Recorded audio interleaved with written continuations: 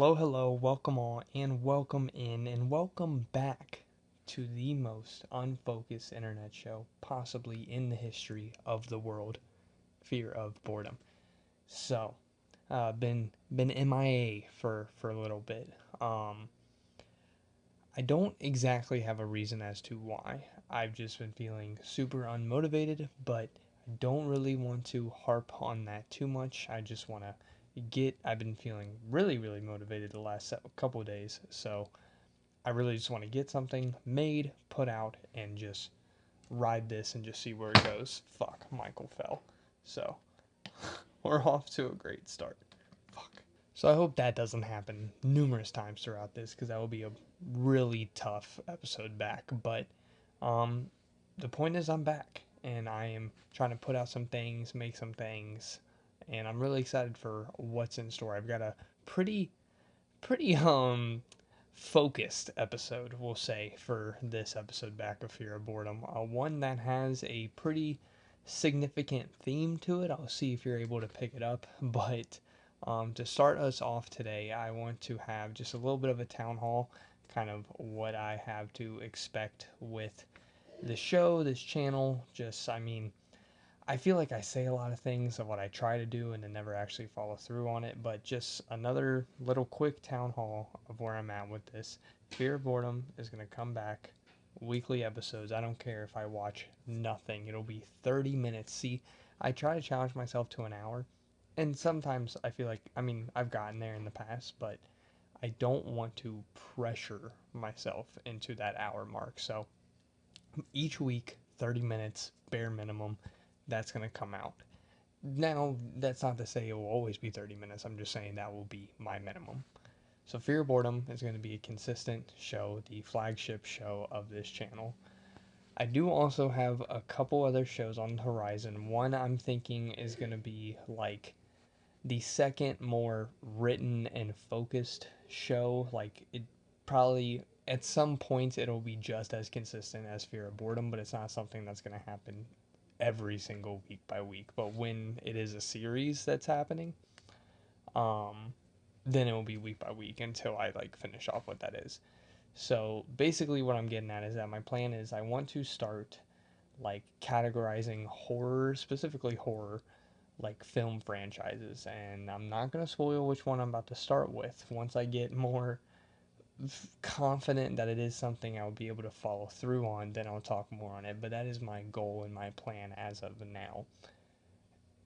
Then I want to have maybe a monthly, possibly bi weekly. See, if I'm already, as I'm saying it all out loud, it already is like, sounds like a really daunting task. But I feel like I'm making it harder on myself than I need to. I'm like, two of these are just me shooting the shit, and one of them is an actual focused, written, small scale. It only happens for a little bit of time, and I take a break from it for a while, and then it'll come back with whenever I do a new one, that sort of thing. So, but anyways, that's a quick little town hall.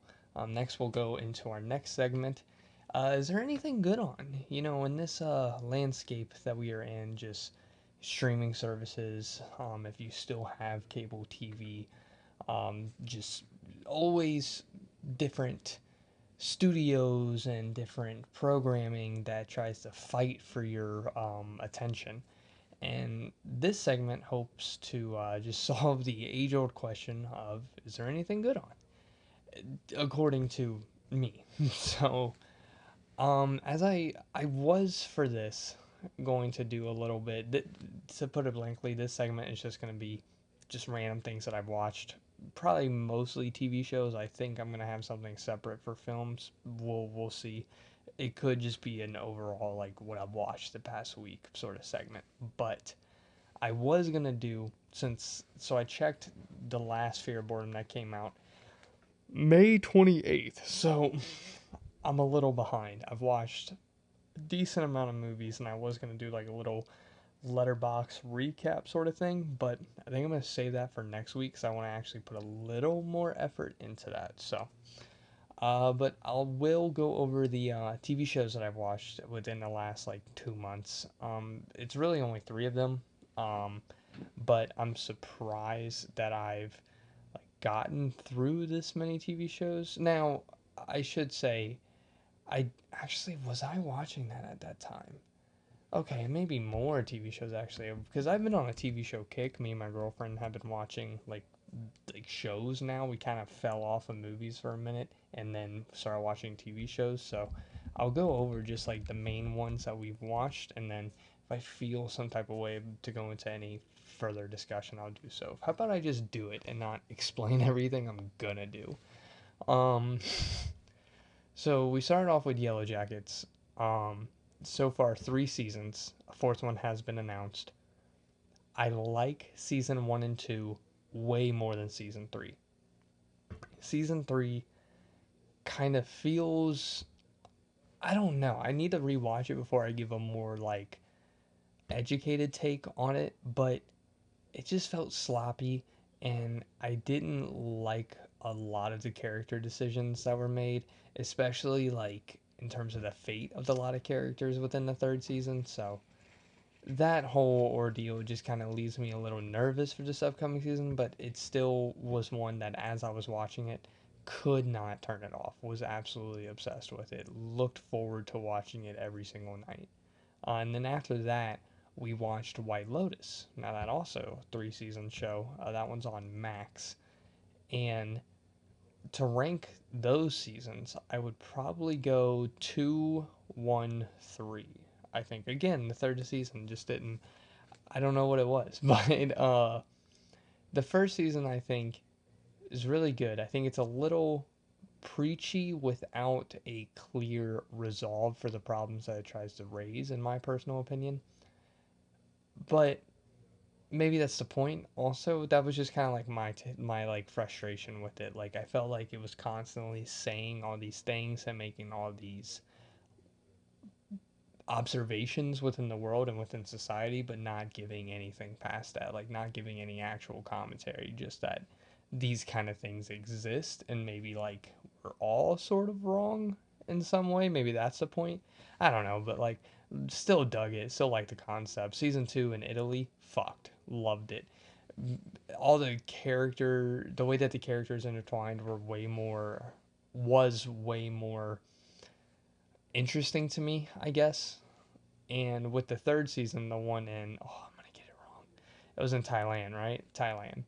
Um, because there's a whole joke about her calling it Taiwan, and I did not want to fuck that up because that would be awful. Anyways, I liked it a lot, but it's just like, especially the ending. I think the ending fell flat. I think there was a lot of different things that they tried to start up and they didn't really follow through. Once they kind of got onto the whole Gary Greg scenario, that was like the main thing, the main focus of the show. At least to me, at least I felt like. Uh, but still a lot of drama, a lot of good stuff. But yeah, I really like the show, and I look forward to if they ever announce another season. And then after that, we took back to our roots, back into the horror genre. I was just say I was trying to think of something smarter to say. Sometimes I just need to say the words that make sense. With Mike Flanagan's Midnight Mass. Now I have some thoughts about this. I think Mike Flanagan is a good director. I think he's a good horror director. I think he directs horror very well. I really want to see Life of Chuck.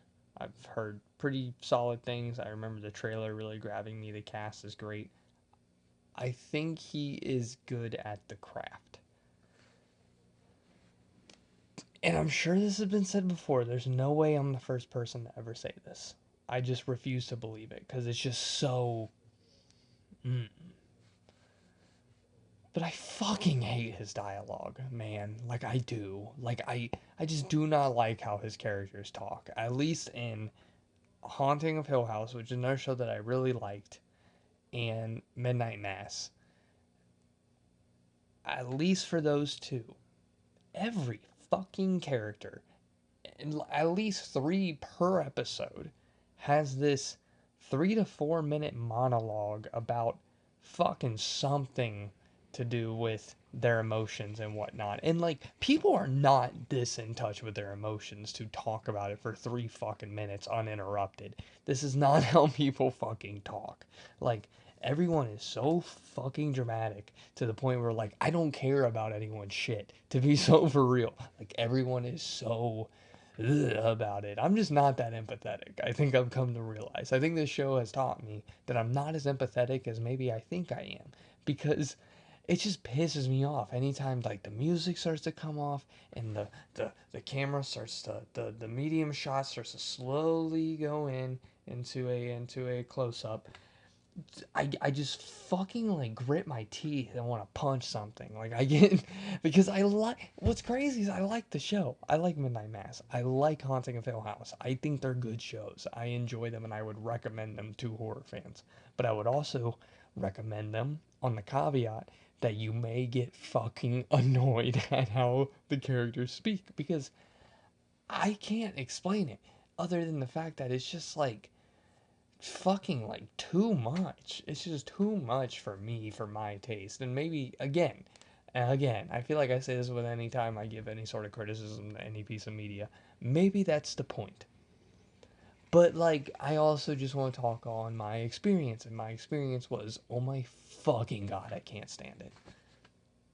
So yeah, Midnight Mass, good show. You should check it out. So these next two shows are kind of leading into the theme that I was referring to earlier on, and kind of will start to completely hijack the rest of the show. Sorry for spoiling it, but that is the first show being Mr. McMahon, a Netflix documentary, I believe like 5 episodes, documenting the rise and the torrential fall of one Vince McMahon, booker, promoter, fucking owner, CEO, whatever, of WWF, or WWE, formerly WWF. Also bought different promoting organizations like WCW. I don't know if they bought ECW or not. Anyways, that's besides the point. But the show basically talks about his rise, his relationship with his dad, how he got the company from his dad, and how his persona in real life and that of his character within the WWE landscape kind of mend, at least according to most of those around him, and kind of the different hot water situations that he's found himself in throughout the decades. And man, oh man, this is a pretty solid watch, especially as someone who, I'll get into it a little later on, but is seeking kind of more information regarding the WWE. It even still, it was pretty cool. And now that I've like kind of educated myself a little bit more and thinking back on the show, there's a lot of like heavy hitter guys on this, and it's kind of interesting to hear how all these people talk about this man. And the show talks about the allegations against him. However, they came out during the filming of the show, so that's an interesting kind of aspect. Some things are filmed prior to that stuff coming out, and then there is slight switches within how people talk in certain aspects, but not as much as you would think, honestly. But yeah, super super sick show. Vince McMahon is a piece of shit, and if the allegations are in fact true, and even still, probably still a giant piece of shit just for the stuff that he's put on television, like the shit with his daughter, the shit just with women in general. To be quite frank, it's just scumbaggy, to say the least. But enough about him. Let's talk about kind of a more, we'll say, even still probably kind of, no, he's not on a Vince McMahon level. Let's be so fucking for real. But a different promoter.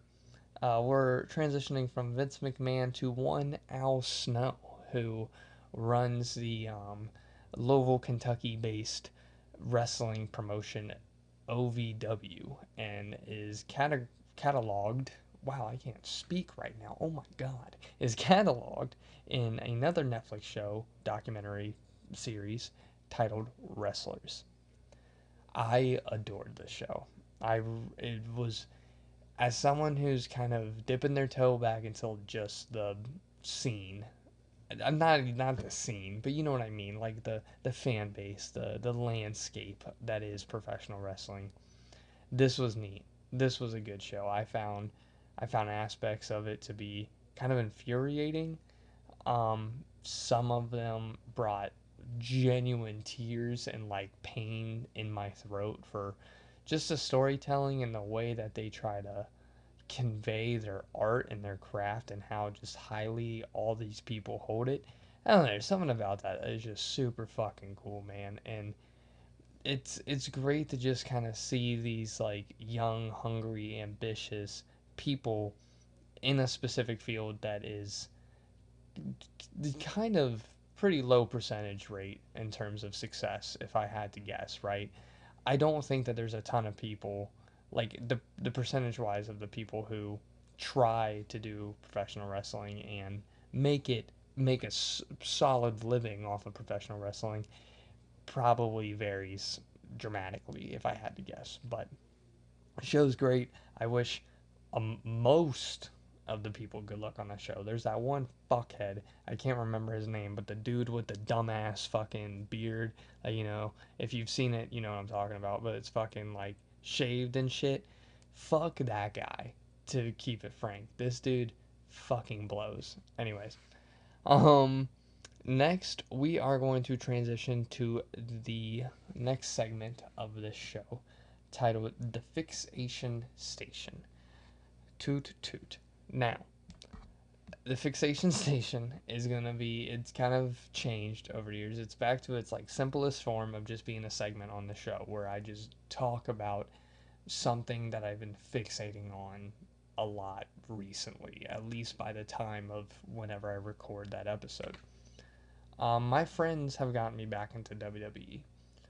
Specifically my like best friend Tristan and his friends who have now become my friends, um, have really, really brought me back into something that I was kind of into when I was younger. Like, what I was into it, but like I wasn't like obsessed. You know what I mean? Like, if it was on and my dad had it on, I would get excited and watch it with him. But it really wasn't anything that like I was making sure I checked out Monday Night Raw, making sure I watched fucking Friday Night SmackDown. It was mostly like pay-per-views. Like, I would hear WrestleMania was coming up, I would hear like SummerSlam or something was coming up, and I would kind of make it a point to watch those on occasions. But yeah, I remember, I think the first WrestleMania I watched was 30, where Undertaker lost his streak. I might be misremembering. Granted, this is a new source of entertainment for me in terms of how like the level that I've been watching it as of late. So there may be some details that I don't quite know yet, but as far as I remember, it was WrestleMania 30, and it was when Undertaker lost his streak to Brock Lesnar. And I remember the hype around that, and my dad talking about, oh, he can't lose, he's never lost, and it's like, oh, okay, like he's probably gonna win this, right? Like, there's no way he's not gonna win this. Like, I was just immediately put onto that, and I saw him lose, and I was like, oh, fucking okay. Like, I just happened to not watch fucking wrestling for the 21 years that this man happened to be. It wasn't like 21 and 1 is not what he was or something, or am I tripping? I don't know. But for the 20 some odd years that he had been performing and had matches at WrestleMania, I just happened to watch the one where he lost, the only one that he lost at the time. That was sick. I was not fond of that. And then I really hope this is the same WrestleMania that I'm thinking of. It might be one like a couple after. I do not remember if I'm like crossing my wires or something. But there's a WrestleMania where Daniel Bryan won the belt at the end, and it was like the big ass like yes chant or whatever. Looking back now, if that happened fucking the next WrestleMania, like if I watched that storyline and watched that happen where I am today, I would probably adore it, honestly, because that's my big thing right now, is that I just love the fan interaction of it, and I love how they are just as much a part of the sport as the like competitors. I say sport loosely, whatever. I know it's sports entertainment, and yes, I know it's fucking fake. Grow up. You don't yell at fucking Broadway, so like leave my wrestlers alone. But we, I remember when I was a kid, that shit pissed me off so hard. This fucking goofy ass corny motherfucker whose chant is literally yes, yes, yes, is on top of the world and wins it. This dude has no aura. Fucking hate this guy. At least that was me at that age. But looking back now, like I said, if that were to happen tomorrow or the next WrestleMania, I would be all over it, you know? But yeah, so that's kind of like my personal background into it. Those are two of the like big things I remember about it. I think I watched some during COVID. I feel like I remember my dad having it on during COVID, and I remember like seeing the screens, and I remember I think I did watch some of that WrestleMania, only because I remember the ship, like the ship, like fucking animation, I guess. I don't know, but like just those visuals or whatever. I remember that so vividly. But yeah, I'm back into it. I tried to, so this happened probably about a month ago. And I tried catching up completely, like starting in January. So I would start with Raw on Netflix, move over to SmackDown, then watch Raw, SmackDown, then watch whatever PLE that was that came out. Or, yeah. Yeah. I haven't been watching NXT, and I haven't checked out AEW yet. I know that that's a complete separate thing, but exactly, I haven't checked that out yet because it's a whole nother like group of guys I got to keep track of. So I'm gonna get there probably, but I've been watching SmackDown and Raw, and maybe I'll get to NXT at some point too. It depends on how like fucking goofy I want to get with this shit. You know what I mean? Like I can't just have another a wrestling show. You know what I mean? Maybe I can, but what I tried watching like everything, everything, and I probably honestly got like a month in. Like through 2 weeks, I probably got like a month in, honestly, because like it's hard. Like I have a full time job. It's hard to watch like a fucking 2 to 3 hour wrestling event. You know what I mean? Like that's crazy. But like even now, I'm not watching it when it happens. I usually have to watch it the next day or the day after that. You know, but I got about a month in and I crashed. I was just like, this is fucking, I'm watching too much wrestling. Like, you know that, like, and I didn't want this to like completely burn out because, no pun intended, it's kind of what happened with NASCAR. I know that that was something that I was like really getting into. That kind of crashed and burned, pun intended that time. But I don't know, this feels different because like it's so silly and it's so narrative driven, and that's kind of just like what I'm looking for right now. Just like something with story, something that's fun, something to talk about, something to like whatever, like just something to get excited about each week. Like, oh, what's gonna happen? Whatever. It's my own like little soap opera is kind of how I'm looking at it. But I've dove in. I've dove in, and like I know I said that again about NASCAR, but I dove into it. I went to my first event. I went to SmackDown in Lexington with my buddies, with these guys who like got me back into this. And dude, was it sick! So we had two of the Fatal Four Ways for the King of the Ring. The one where, oh, fuck, who won the first one?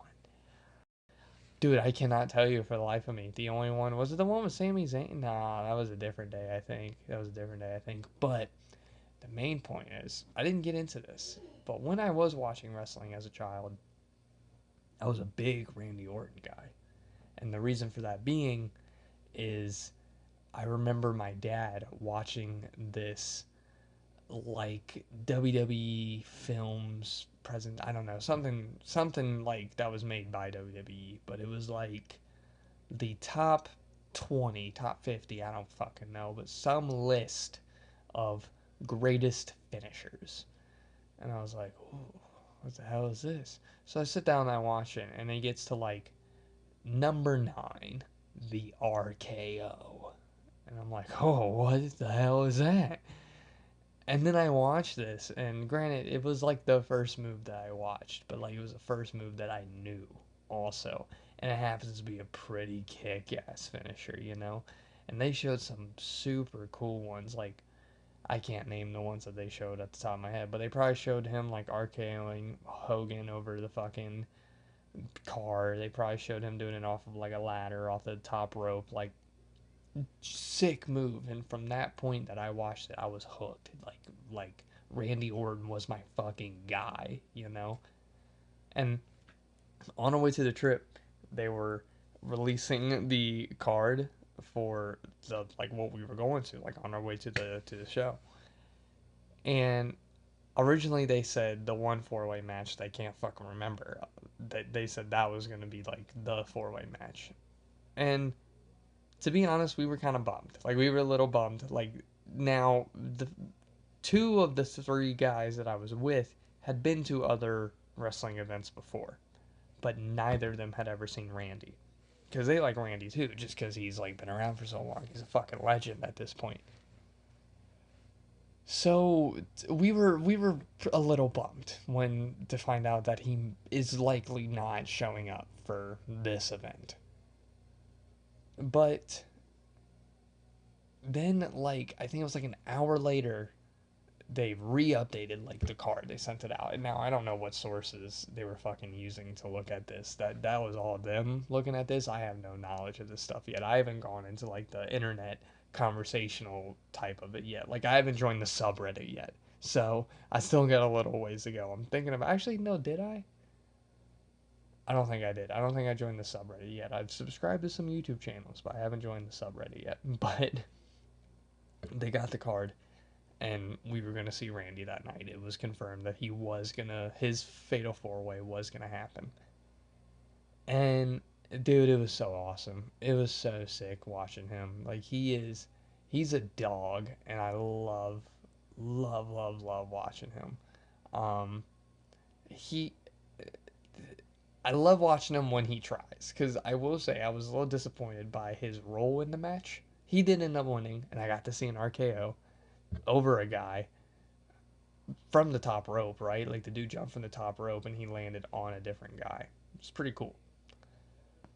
But through most of the match, he was kind of just like being hurt and like wandering around the ring. And that was slightly disappointing.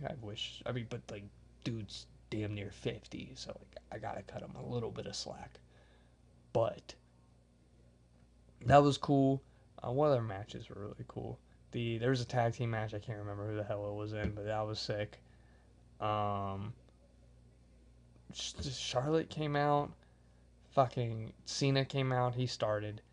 I do not remember the matches for life of me. I just remember being there and seeing them. Like that was so sick. Fucking Cena cut that promo, and then Punk came out. That was crazy. That was nuts. Like, cause they were kind of teasing at it at the beginning, cause that's how the show started was with Cena, and then it wasn't until near the end of the show when he came out again, and then Punk came out, and that was pretty cool because it was leading up to the like Night of Champions match that they had. But yeah, that was kind of my first SmackDown event. I did get some merch. I got an RKO T-shirt, and I got oh fuck, I should have put that in the video somewhere, like in the background or over here. I'll do that for the next one. I've got so you know how John Cena has like the last time is now for every city that he's in? I have the Lexington edition of that. So that's pretty cool. Really like it. And did I already mentioned the LA Knight wristbands? I think I did. So RKO shirt, LA Knight wristbands, and the John Cena towel. And it was a good time. Loved it. And we're just gonna piggyback this through because there is the reason that I wanted to focus on wrestling a little bit this week. Sorry if you hear a dog in the background. I'm actually just gonna pause for a minute. So the reason that I'm bringing this up now is because this coming weekend we have a whole slew of events, things that I'm gonna want to talk about probably. So figured I would just have this episode be very, very wrestling focused to not like just jump into an episode trying to cover everything that happens this weekend.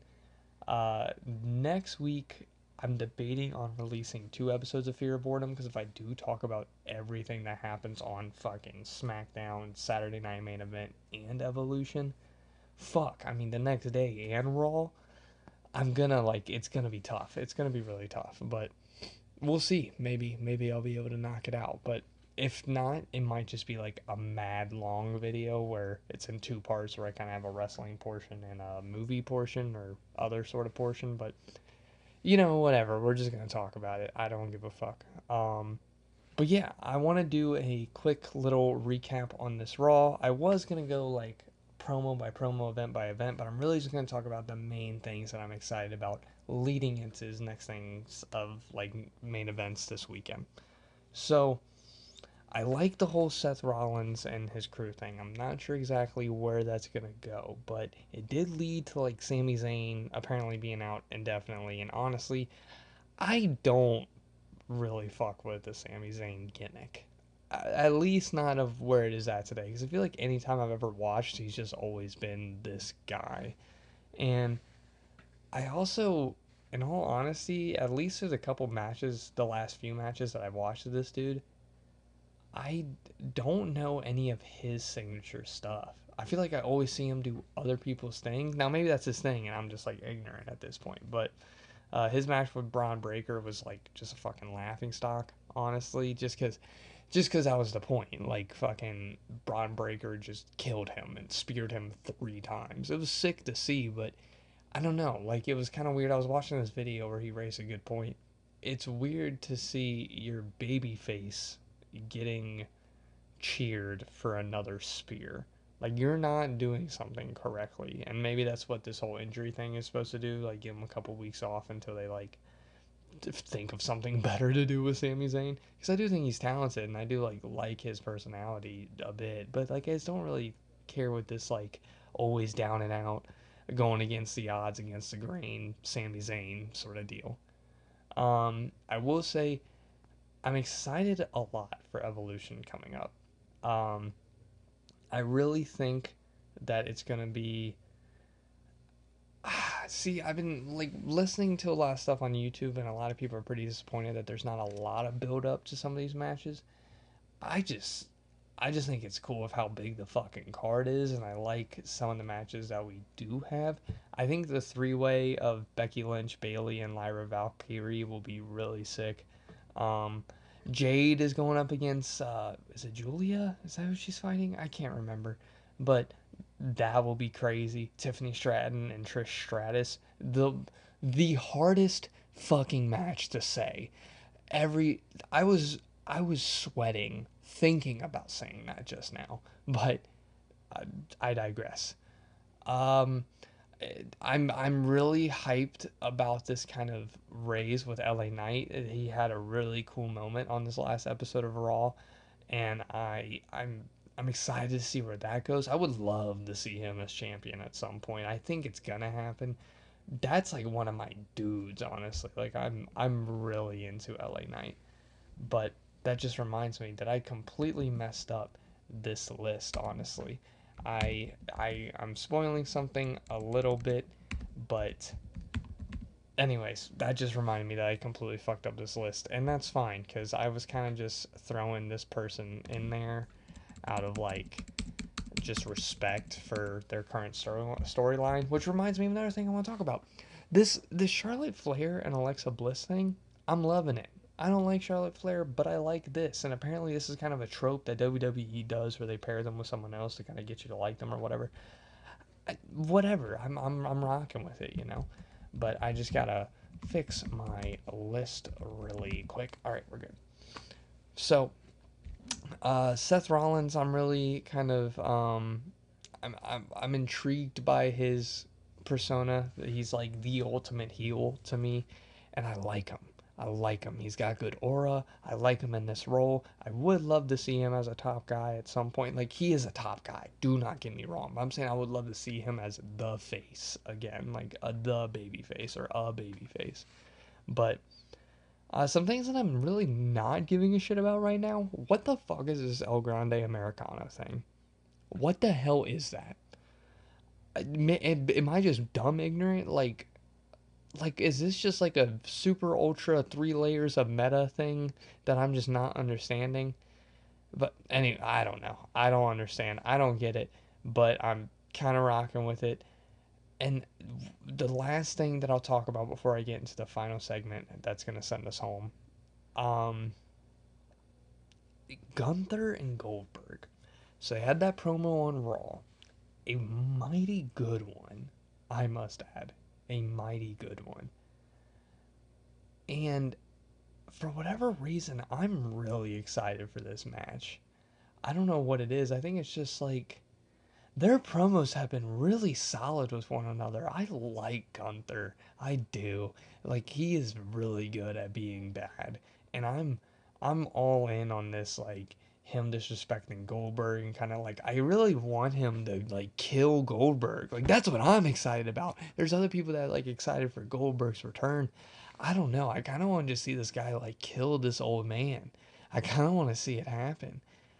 I because it's a retirement match for Goldberg, but it's for the heavyweight championship. So what happens if he wins it? He doesn't retire. Let's let the dude retire. You know what I mean? So let Gunther win. And I don't know. I'm just super intrigued by it. I've really enjoyed kind of the semi build up to this for Saturday night's main event. But yeah, that's kind of. Is there anything else in the storylines that I'm really into? Nothing. I mean, there's the John Cena thing, but like that's just gonna continue, you know. Like that's just is what it is. And I like it to a fault. He had that big kind of pipe bomb remix thing on SmackDown, and it was good. I rocked with it. Uh, that's all I'll say about that. I want to get a little more educated before I talk about kind of him and Punk and just Punk in general because I don't know. I don't want to say anything that might piss some people off. Anyways, let's go to our final segment of the episode, the list of the week. Now, I am a big fan of lists. I've always liked making them. I made them in like high school. I would literally go to my high school like US history teacher and ask him for a topic to make a top 10 list about. And he would do it like every day, would do it for me. That dude ruled.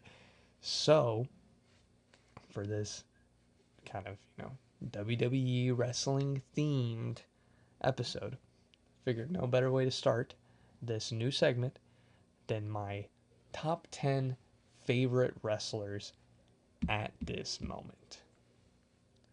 And reading these, I'm remembering some storylines that I am excited about, but I'll just talk about those as they go. So, when I say my favorite wrestlers, these aren't the best wrestlers or even the most talented wrestlers. A lot of them are, like a lot of them are great, but just when they come on, that just vibe you get, that vibe you feel, that excitement you have. So, we'll start with some honorable mentions. I mentioned Seth Rollins.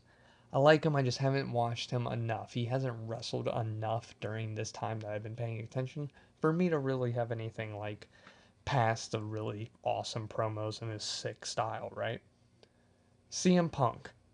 I'm fucking iffy about him.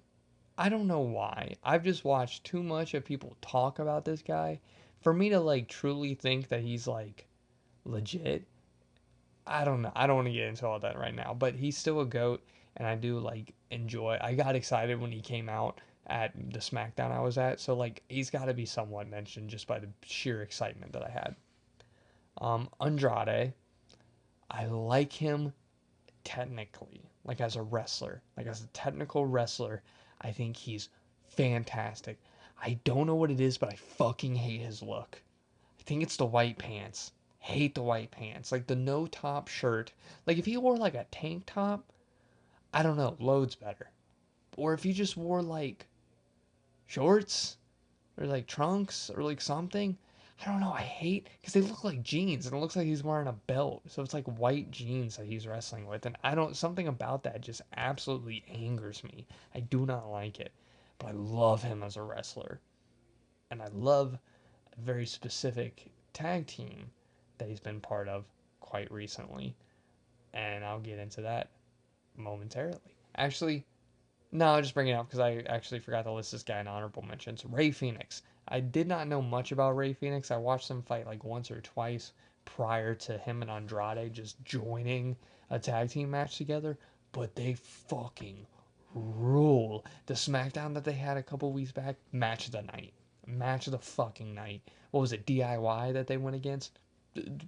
Unbelievable. Perfect. Loved it. They have so much chemistry together. They're great. I'm so into it. So, yeah, that was dope. Next honorable mention, Gunther. I like Gunther. I already mentioned that. I think he's good on the mic. I think he is a believable threat. I wouldn't want to wrestle that guy. He's a very old school type, and I kind of like his. I don't know. I just like his like no bullshit personality. I really rock with it, and he sells it well. The last two kind of honorable mentions I have is Tiffany Stratton and Charlotte Flair. Charlotte Flair, similarly to Andrade, is on this list because I'm kind of intrigued by a particular tag team that she's been paired against, and that I will get into later. And Tiffany Stratton, I like her as the champ. I think she's good on the mic. She gets a little much for me sometimes. I think I'm being a little. I think I've had my fill of her. We could say, but nonetheless, I like her, and I'm excited. I do get excited to watch her wrestle. So can't can't hold that against her, right? Now, finally, we'll get into the actual top 10 list. At number 10, it's my guy. It's Randy Orton. It's gotta be like he's gotta at least make the list. Now he's just at 10, but I don't think that he's put up great performances. I think he's had great moments. The like like win to the final of the King of the Ring and even the match against Cody was pretty good. I think they're cooking something with Randy, something that I'm kind of excited about. But as of where it stands, he's at 10. Like I got to get just a little more out of him, a little more for his story before he gets any higher. Number 9, Rhea Ripley. So I'm not. So who's she going against? She's going against Io Sky, right, for the championship. So she's like never beat her or whatever. But they just did a promo on Rhea Ripley, and it seems like she's very definitely gonna beat Io Sky, right? So that's cool. I like her as a champ. I just like her. She's just great. Like good personality. There's a reason that she's like the most popular woman wrestler. I mean, there's several reasons, but she's like genuinely great though. Like she's excellent at this craft.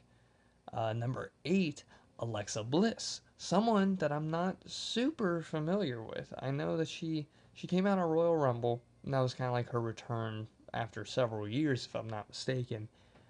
But I love this kind of tag team thing with her and Charlotte Flair. It's happened like she's just kind of been supporting Charlotte and just helping out Charlotte randomly, and it turned into like really cool moments. One of my favorite like clips is that time where she like helps her out during after a match and does the Sister Abigail.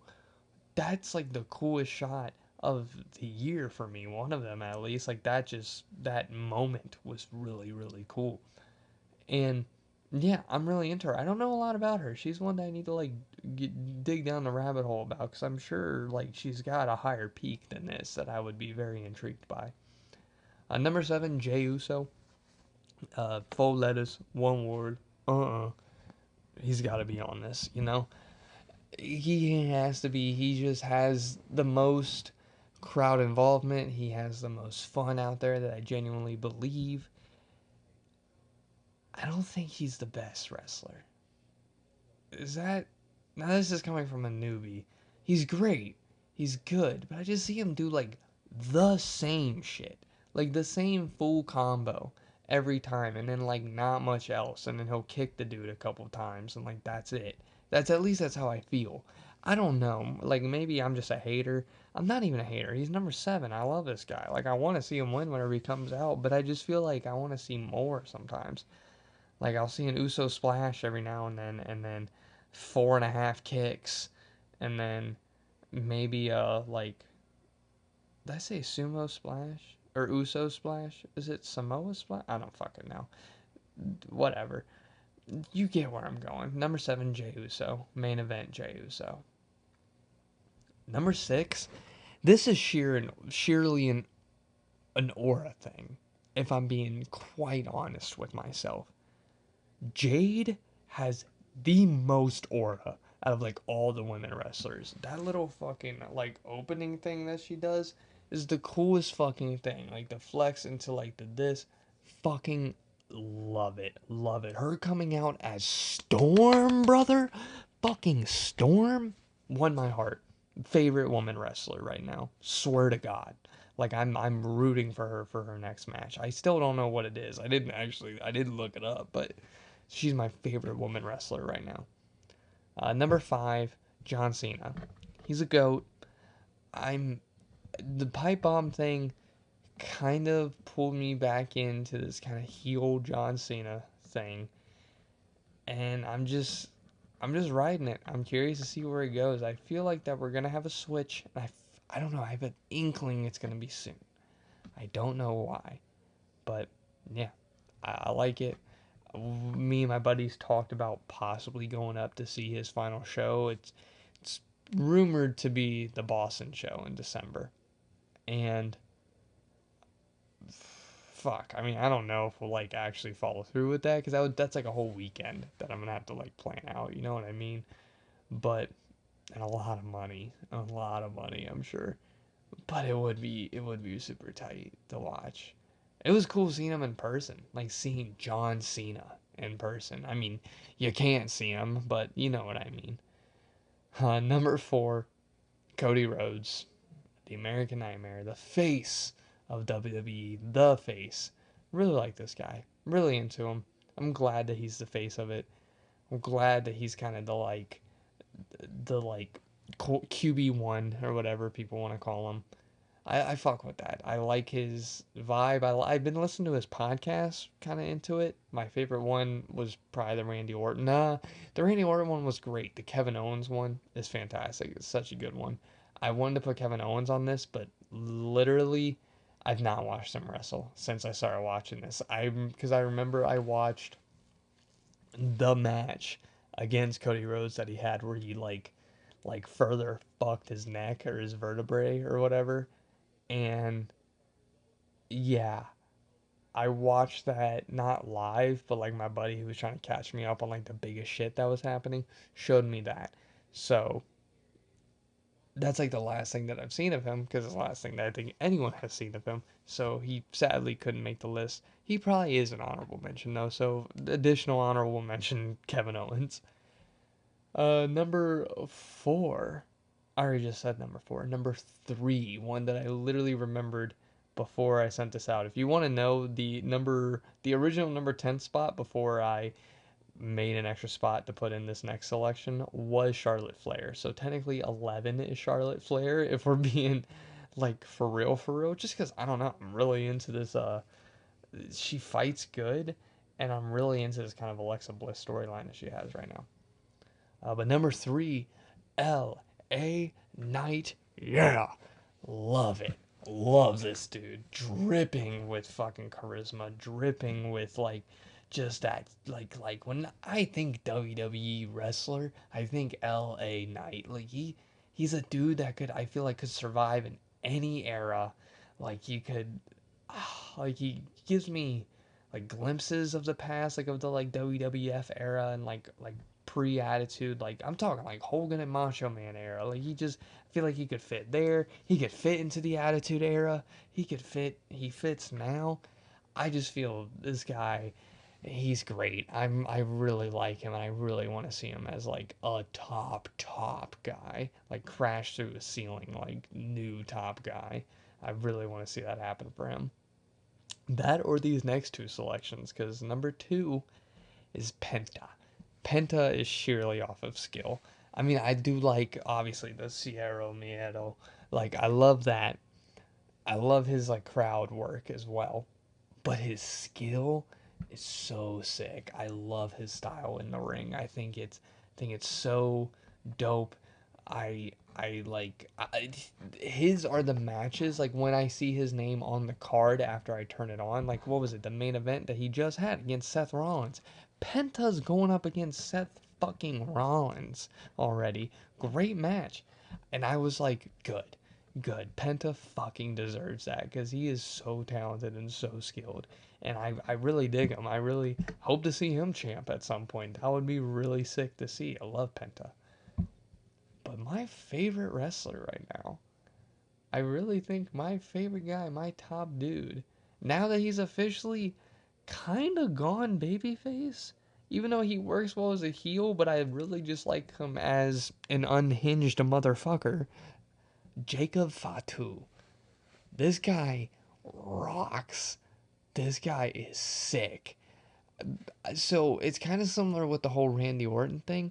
If you want to win me over, specifically me, Freddie of Freddyeatsmedia, if you want to win me over and you're a professional wrestler, I will give you this one tip. Just tweak the fuck out in the ring. Like, just have this whole thing, grab the ropes, shake your head, fucking spit and drool. I don't know. You got me. You just act like a fucking lunatic in the ring and then murder fucking fools? Murder these fools.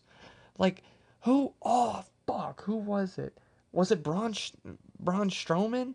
What the fuck? All these guys have the same, like, name. Was it that guy that Braun Strowman, that he fucking did, like, so many moonsaults on or whatever? That shit was tight as fuck. That was such like a pivotal moment for me on this guy where I was like, this dude's a fucking demon. Like he's an animal. I like him. I like this guy. The Samoan werewolf, Jacob Fatu. Like man. I like he was there at the SmackDown I was at, but he didn't wrestle. I think he was there. Am I tripping? I don't remember. I'm dying to watch this dude wrestle. Dying to watch him wrestle because he's so good. I feel like he's so talented. He's got really good, great power, great moves, great agility. I just he's sick. Really, really dig Jacob Fatu.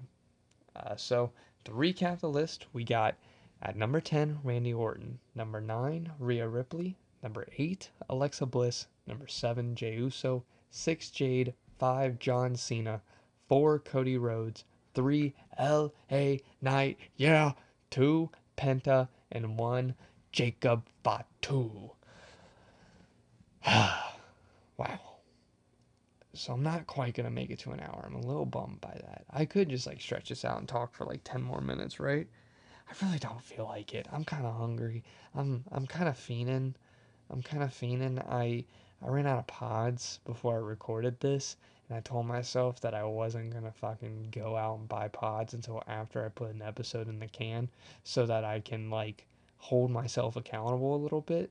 But yeah, I'm I really think that does it. Um, I maybe by next week I'll have an announcement on what my first horror film franchise I'm gonna be doing a like kind of retrospective series on is, because I have the first two, maybe three picked out that I want to do, and if I get the timing right, the last like 5 months of this year is gonna be very productive for me. So yeah, if you want to know more about that, you'll just have to tune in next week. I don't know if I'm going to do a very consistent schedule on this. Basically, if you take a Sunday through Saturday span, at any point you pick one Sunday and one Saturday out of the year, like, and they're following each other. You know what I mean? Like 7 days apart. I will have an episode somewhere in there. Somewhere in there. Now, at times that may be like today, I'm hoping to drop this on today, Wednesday, latest tomorrow, Thursday. I'm hoping to have this out. Um, Maybe I'll get an episode in on Tuesday. Maybe it won't be until next Saturday. Does that make sense? So, like, say if I release this one tomorrow, Thursday, and I don't drop another one till next Saturday, maybe I drop the one after that. It's like Tuesday, like 3 days later, you know? I don't know. I'm just kind of like putting out stuff when I can. So sorry about that, but just expect one a week, no more. It can't be more than like 8 days, right? Like it cannot be more than 8 days. So yeah. Yeah, actually, yes, it can. It totally can. It totally can be more than 8 days. It can be at most like 14, damn near.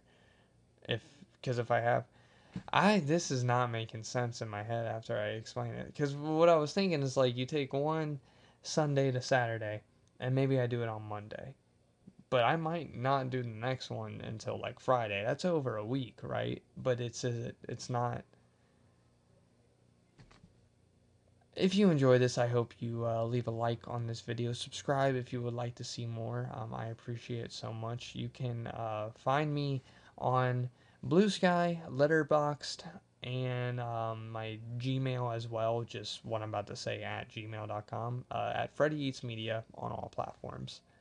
I appreciate you so much for watching. I hope that you decide to tune in next week. But if not, I'll keep the seat warm for you.